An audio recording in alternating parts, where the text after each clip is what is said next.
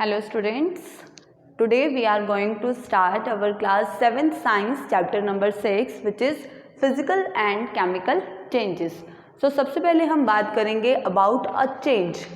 Change का मतलब क्या होता है? चेंज का मतलब परिवर्तन होना, मतलब किसी भी चीज़ के अंदर कुछ भी अगर बदलाव आता है तो उसको हम एक चेंज कहेंगे. हम अपनी अगर डेली लाइफ की बात करते हैं तो हमारे सराउंडिंग्स के अंदर, हमारे एटमॉस्फेयर के अंदर भी बहुत सारे चेंजेस जो हैं वो हम ऑब्जर्व करते हैं. जैसे कि फूड की, मतलब रॉ फूड मटेरियल्स हम लेते हैं, उसकी कुकिंग करते हैं, मतलब कुकिंग ऑफ फूड. उस फूड को जब हम कुक करने के बाद ईट करते हैं तो हमारे फूड बॉडी के अंदर फूड का डाइजेशन होना. इसी तरीके से हमारी बॉडी के अंदर बहुत सारी प्रोसेसेस चलती हैं, लाइक रेस्पिरेशन है, ट्रांसपोर्टेशन है, एक्सक्रीशन है. तो ये सारी क्या हैं? चेंजेस हैं. ठीक है. इसके अलावा जैसे आपके फ्रूट्स हैं, ठीक है, आप जो सीड्स को प्लांट करते हो वो धीरे धीरे एक बेबी प्लांट बनता है, फिर फाइनली एक ट्री बनता है, उसके ऊपर फ्रूट्स आने स्टार्ट होते हैं, तो वो भी क्या है? एक चेंज होता है. इसी तरीके से हमारे मौसम के अंदर, वेदर के अंदर भी काफ़ी सारे चेंजेस आते रहते हैं. तो चेंज का मतलब किसी भी सब्सटेंस के अंदर कुछ भी बदलाव होना. तो इस चैप्टर के अंदर हम चेंजेस के बारे में ही पढ़ने जा रहे हैं. हम चेंजेस को दो तरीके से कैटेगराइज कर सकते हैं. दीज आर आवर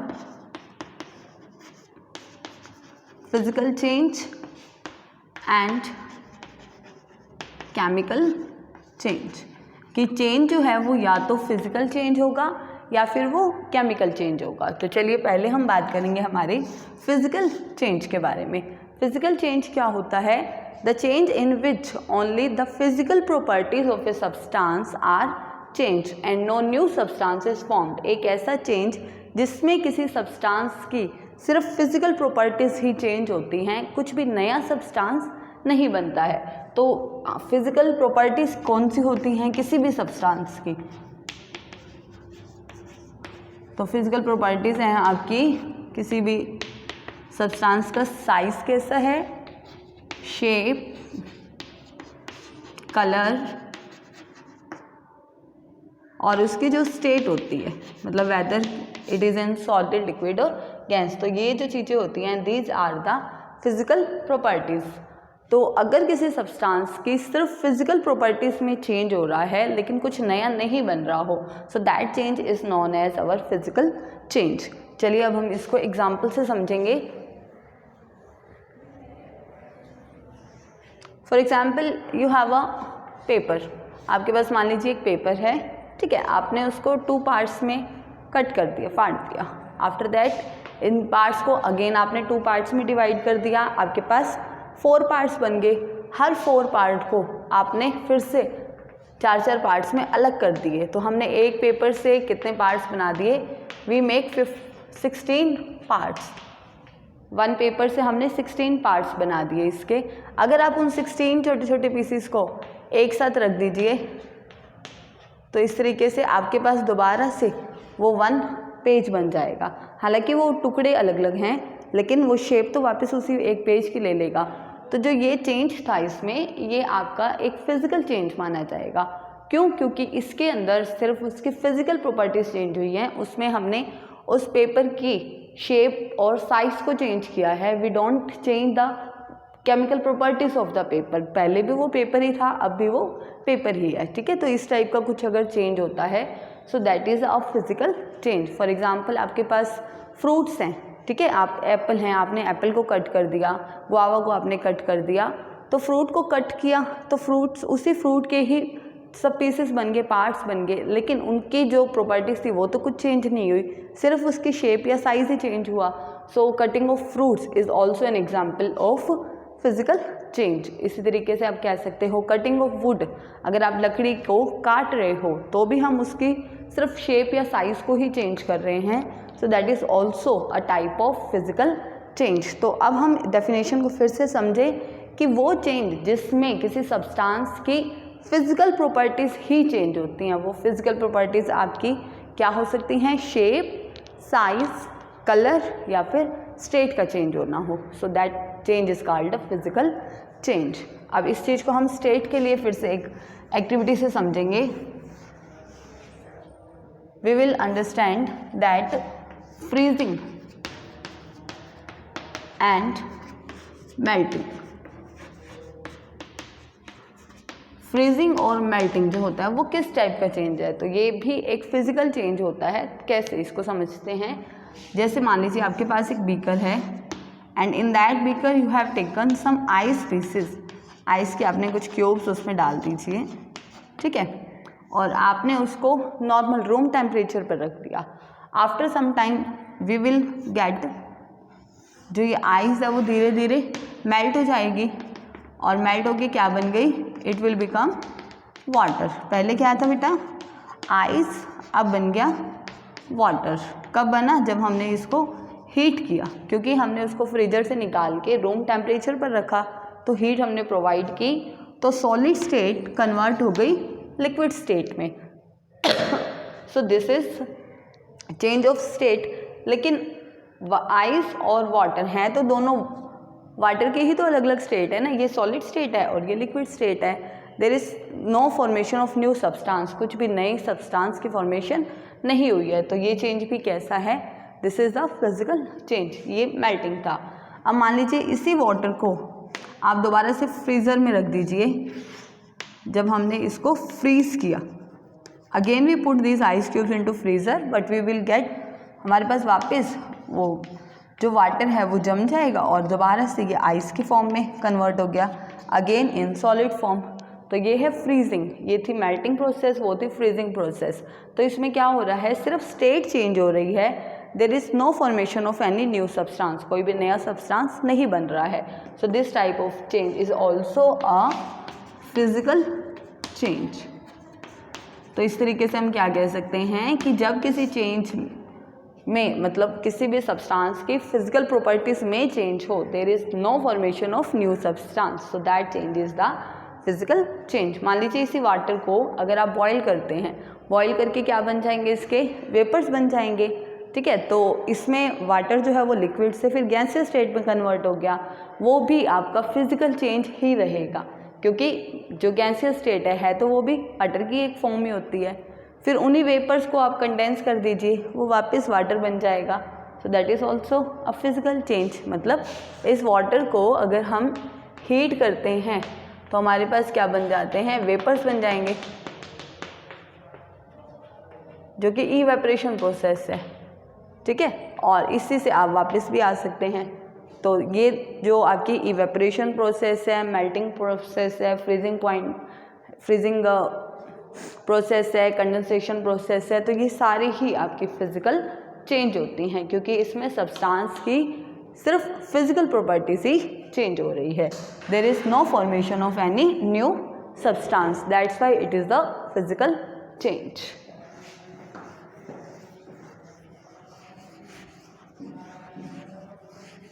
इसके अलावा अगर आप और अपनी डेली लाइफ की कुछ और सिंपल एक्टिविटीज़ की तरफ देखें कि और कौन सी सिंपल एक्टिविटीज़ आपकी हैं जो आपके फिजिकल चेंज के अंदर आती हैं। आपके पास रबड़ है, आप रबड़ को स्ट्रेच करते हो, ठीक है, जैसे रिलीज़ करोगे वो वापस अपनी शेप पे आ जाएगा।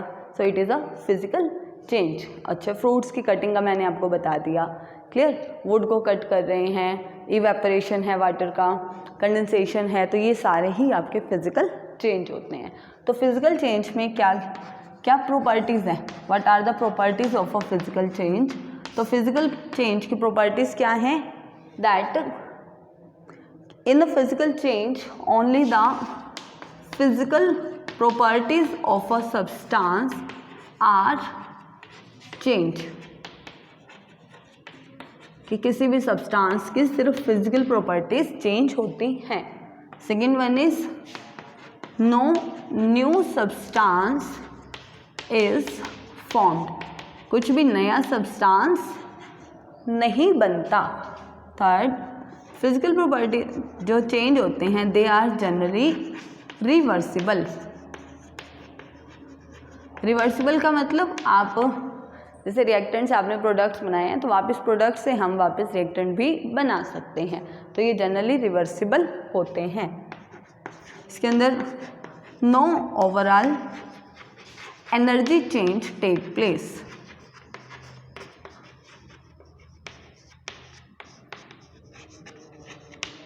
कि फिजिकल चेंज के अंदर किसी भी टाइप की एनर्जी में चेंज नहीं आता, ना तो एनर्जी इसमें रिलीज होती है और ना ही एनर्जी अब्जॉर्ब होती है. So there is no overall change in the energy. So these are some properties of a physical change कि फिजिकल प्रॉपर्टीज ही चेंज होती हैं, कुछ नया सब्सटेंस नहीं बनता है, ये जनरली रिवर्सिबल होते हैं और इसके अंदर ओवरऑल एनर्जी का कोई चेंज नहीं होता है.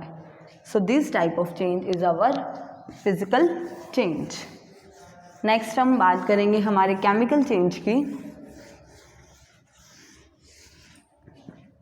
Now let us understand about a chemical change. Chemical change is that change in which the chemical properties of a substance are changed. कि किसी भी substance की क्या change हो जाती हैं? Chemical properties. Chemical properties का मतलब जो उसकी chemical composition है. तो जब किसी भी change के अंदर सब्सटेंस की केमिकल प्रॉपर्टीज या केमिकल कंपोजिशन पूरी तरीके से बदल जाए, so that change is our chemical change. इसको समझने के लिए आप समझिए जैसे वाटर. वाटर क्या होता है आपका बेटा? H2O. इसको इस फॉर्मूले से रिप्रेजेंट करते हैं. जब हम वाटर से इलेक्ट्रिसिटी को पास करते हैं,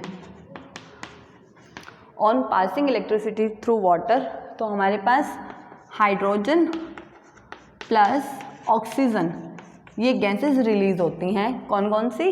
हाइड्रोजन एंड ऑक्सीजन. ठीक है, अगर हम इसको बैलेंस करना चाहें तो ये ऐसे होगा. सो इसमें वाटर लिक्विड फॉर्म से कन्वर्ट हो गया हाइड्रोजन और ऑक्सीजन गैसेस में, तो बिल्कुल ही डिफरेंट सब्सटेंस बन गए. सो this type of change is a chemical change. इसी तरीके से रस्टिंग ऑफ आयरन, क्योंकि जब आयरन होता है, आयरन को, लोहे को अगर आप मॉइस्ट एयर में रख देते हो, मॉइस्ट एयर का मतलब जहाँ पर आपका वाटर भी होता है और एयर भी होती है, तो मॉइस्ट एयर में रखने पर क्या होता है? आयरन के ऊपर ब्राउन कलर की एक लेयर डिपॉजिट हो जाती है जिसको रस्ट कहा जाता है. सो रस्टिंग ऑफ आयरन जो है वो भी एक केमिकल प्रोसेस होती है. तो केमिकल चेंज के अंदर कोई ना कोई केमिकल प्रोसेस ज़रूर होती है. इसी तरीके से हमारी फोटोसिंथेसिस, जो कि आप फर्स्ट चैप्टर में डिटेल में स्टडी करके आए हो कि फोटोसिंथेसिस में प्लांट्स होते हैं कार्बन डाइऑक्साइड और वाटर की हेल्प से सनलाइट और क्लोरोफिल इन दोनों का यूज़ करते हुए अपना फूड खुद बनाते हैं. तो फोटोसिंथेसिस में सनलाइट अब्जॉर्ब हो रही है, मतलब a type of heat is absorbed, energy absorb हो रही है, और उसमें बनते क्या हैं? फिर कार्बोहाइड्रेट और ऑक्सीजन गैस. तो ये भी आपकी एक केमिकल प्रोसेस होती है. सो the change or the process in which new substances are formed which have totally different properties.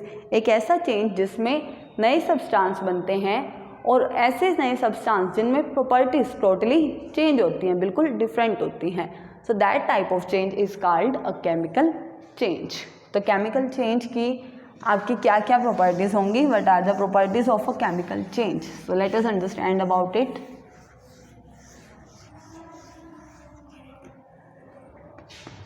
Properties of a chemical change. So in a chemical change always new substance are formed. एक chemical change के अंदर नए substance बनते हैं. Second, in a chemical change the chemical properties और we can say chemical composition of the substances changes. Composition is change कि किसी भी सब्सटेंस की जो केमिकल कंपोजिशन है, केमिकल कंपोजिशन मतलब किस चीज़ से वो बनता है, वो ही पूरी तरह से बदल जाती है. और क्या है कि जो केमिकल चेंजेस होते हैं वो जनरली इरिवर्सिबल होते हैं. इरिवर्सिबल एंड ऑल्सो परमानेंट भी होते हैं. ये जो फिजिकल चेंजेस है ना वो रिवर्सिबल है, मतलब आप आइस को वाटर में, फिर वाटर को दोबारा आइस में कन्वर्ट कर सकते हो और वो टेम्परेरी हैं. लेकिन केमिकल चेंजेस इरिवर्सिबल भी होते हैं और परमानेंट भी होते हैं. ऐसा नहीं है कि हम उसको कर नहीं सकते हैं चेंज, लेकिन उसके लिए बिल्कुल अलग मेथड्स आपको अप्लाई करने पड़ेंगे, तब हम वापस उस सब्सटेंस को गेन कर सकते हैं। और किसी भी केमिकल चेंज के अंदर ओवरऑल एनर्जी चेंज होता है, overall energy change takes place. किसी भी केमिकल चेंज में एनर्जी का ओवरऑल कन्वर्जन भी होता है। मींस या तो एनर्जी उसमें अब्जॉर्ब होती है या एनर्जी रिलीज होती है। जैसे कि फोटोसिंथेसिस, उसमें सनलाइट अब्जॉर्ब हो रही है, या आप मान लीजिए आप वुड को बर्न करते हो, जलाते हो, तो उसमें से हीट रिलीज होती है, हीट निकलती है, तो इसमें एनर्जी का ओवरऑल कन्वर्जन या चेंज होता है। So these are the properties of a chemical change. अब केमिकल चेंज को समझने के लिए हम कुछ एक्टिविटीज़ देखते हैं।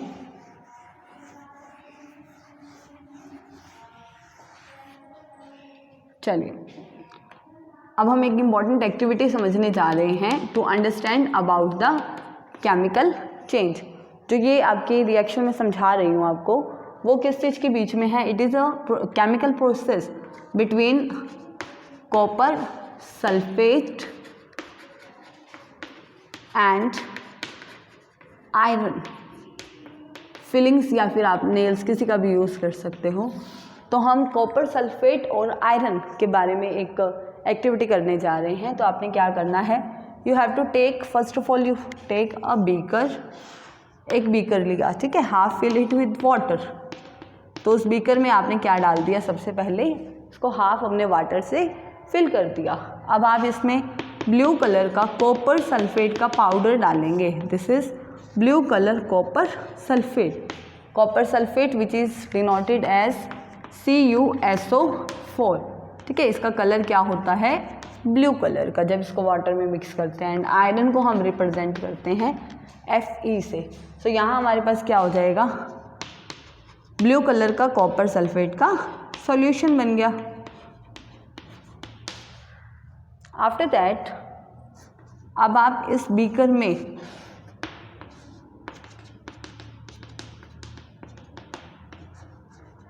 एक आयरन, हमने क्या रख दिया, एक आयरन नेल। आयरन नेल मतलब लोहे का कील डाल दिया हमने, ठीक है। और इसको आप 1 आवर के लिए एज इट इज़ लेफ्ट कर दो, छोड़ दो। 1 घंटे के बाद आप क्या ऑब्जर्व करोगे कि इस बीकर के अंदर क्या चेंज होगा। तो बीकर में क्या चेंज हुआ कि पहले जो ये आपका सॉल्यूशन था ये ब्लू कलर का था, ठीक है। तो अब वो सॉल्यूशन का colour it will get change into green colour solution. तो एक तो क्या चेंज हुआ, जो सॉल्यूशन पहले ब्लू कलर का था कॉपर सल्फेट वाला, अब वो चेंज हो गया है ग्रीन कलर में, ठीक है। और दूसरा जो आयरन नेल होता है ग्रे कलर में, तो वो जो आयरन नेल है ना बेटा, वो हो जाएगा, it will now become brown. उस आयरन नेल के ऊपर ब्राउन कलर की कोटिंग हो जाएगी। तो कुछ ना कुछ केमिकल रिएक्शन हुई है इसके अंदर और कुछ नए सब्सटेंस बने हैं। तो सबसे पहले तो ये जो ग्रीन सब्सटेंस बना है, ये ग्रीन सब्सटेंस क्या है, this is iron sulphate solution. पहले क्या था हमारे पास, we have copper sulphate solution which is blue in colour. लेकिन जब हम उस कॉपर सल्फेट में आयरन नेल को डिप करके रख रहे हैं, तो the colour of the solution converts from blue to green. और वो ग्रीन क्या बन गया है, it has become now iron sulphate which is denoted as FeSO4। और ये जो कॉपर, जो मतलब इसका कॉपर था वो कहाँ गया, वो आपकी कॉपर जो है वो इस पे डिपॉजिट हो गया, आयरन नेल के ऊपर कॉपर सारा डिपॉजिट हो गया, जिसकी वजह से वो आयरन नेल जो है वो अब ब्राउन कलर का हो गया। क्योंकि कॉपर, तांबा सबने देखा होगा ना, ब्राउन कलर का होता है। तो ये क्या हुई है, इसके अंदर केमिकल रिएक्शन हुई है। तो वो केमिकल रिएक्शन क्या है, दैट CuSO4 प्लस Fe। यहाँ CuSO4 क्या है, it is copper sulphate which is blue in colour. तो जब आप आयरन को, ये आयरन है, ठीक है, ग्रे कलर का, तो हमने जब आयरन को कॉपर सल्फेट सॉल्यूशन में डाला, तो आयरन जो होता है ना, it is more reactive than this copper. ये कॉपर से ज़्यादा रिएक्टिव है, तो ये इसको यहाँ से हटा देगा, डिस्प्लेस कर देगा। And after displacing copper it will form iron sulphate. तो आयरन ने किसके साथ सॉल्यूशन बना लिया, सल्फेट के साथ, FeSO4। 4 which is a green colour solution. ये किस टाइप का सॉल्यूशन है आपका? आयरन सल्फेट ग्रीन कलर का, प्लस साथ में क्या रह गया? कॉपर फ्री होगी, और वो कॉपर कहाँ इकट्ठी हो जाती है? It will collected on the iron nail, जिसकी वजह से ये ब्राउन कलर का नेल हमें दिखाई देगा। So this is an example of A displacement reaction, जो हमें ये बता रही है कि एक ज़्यादा रिएक्टिव मेटल जो होती है वो कम रिएक्टिव मेटल को उसके सॉल्यूशन से डिस्प्लेस कर रही है, हटा रही है। ठीक है, तो ये रिएक्शन क्या है? This is a chemical reaction, और we can say it is a chemical change, क्योंकि इसमें क्या बन गए? बिल्कुल न्यू सब्सटेंसेस बन गए, सब्सटेंसेस का कलर बिल्कुल चेंज हो गया, इसमें ओवरऑल एनर्जी का चेंज भी हुआ है, और जो केमिकल प्रॉपर्टीज़ हैं वो भी टोटली डिफरेंट हो गई, चेंज हो गई। So this type of change is called a chemical change in which the new substances are formed which have entirely different properties. Thank you.